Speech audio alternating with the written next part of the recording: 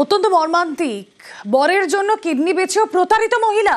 Kidney বেচে বরকে টাকা দেন মহিলার বউয়ের কিডনি বিক্রির টাকায় মায়ের নামে জমি কেনে বর। জমি থেকে মহিলাকে উচ্ছেদের চেষ্টা। দেগঙ্গার ঘটনায় অভিযুক্ত বিজেপি নেতা। কথা বলবো আমাদের প্রতিনিধি জিয়াউল আলম রয়েছেন সঙ্গে। জিয়াউল,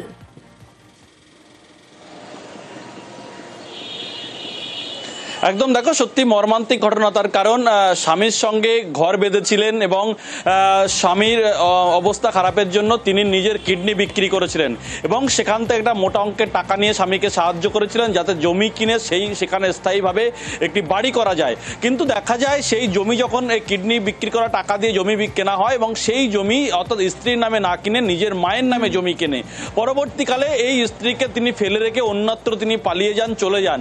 পরবর্তীকালে এই জমিতেই তিনি বসবাস করছিলেন, ছোট্ট একটি কুড়ে ঘর করে সেখানে বসবাস করছিলেন এই পম্পা সিংহ।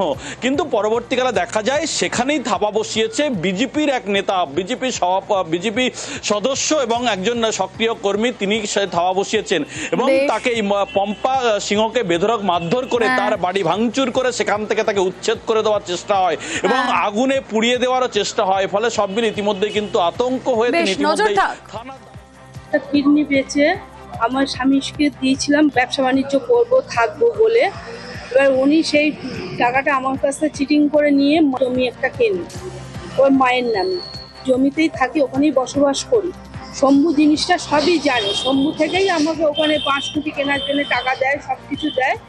তারপরে শম্ভু 8 লাখ টাকা দিয়ে জমিটা কেনার পর থেকে কালকের থেকে আমাকে বিচ্ছেদ করার জন্য শিশির ঢালি, শম্ভু কর্মকার আর ওর ছেলে 3 জনে মিলে মারধর করে, ঘর বাড়ি সব ভেঙে চুরে দিয়েছে। কি চাইছেন আপনি? আমি ওদের সাজা হোক, আমি থানায় অভিযোগ করেছি। অভিযোগ মিথ্যা, ওখানে কোনো ঘর ছিল না, ওখানে আমি জমি কিনেছি। ওরা জোর করে চাল তুলছিল 23 তারিখে রাত্রি, 23 তারিখে সন্ধ্যে 6টার সময় আমি থানাকে জানাই। থানায় গিয়ে ঘর করতে দেই না, আগলা দুটো বাঁশ চাল তোলা ছিল, ফটো তোলা আছে, যারা যারা চাল তুলছিল তাদের নামে অভিযোগ করে আমি থানায় একটা জিডি করি। শিশির ঢালি ওখানে ছিল না, আমার ছেলেও তো ছিল না, আমার ছেলে বাড়ি থাকে না, ব্যবসা সূত্রে আমি বাইরে ছিলাম। দলিল আমার, ওখানে কোনো ঘর নেই। ও ঘরটাই যেটা তুলেছিল 4টে খুঁটির মতো একটা তিরপল, সেটাকে আমরা খুলে দিয়েছিলাম 2 দিন আগে দিনের বেলা।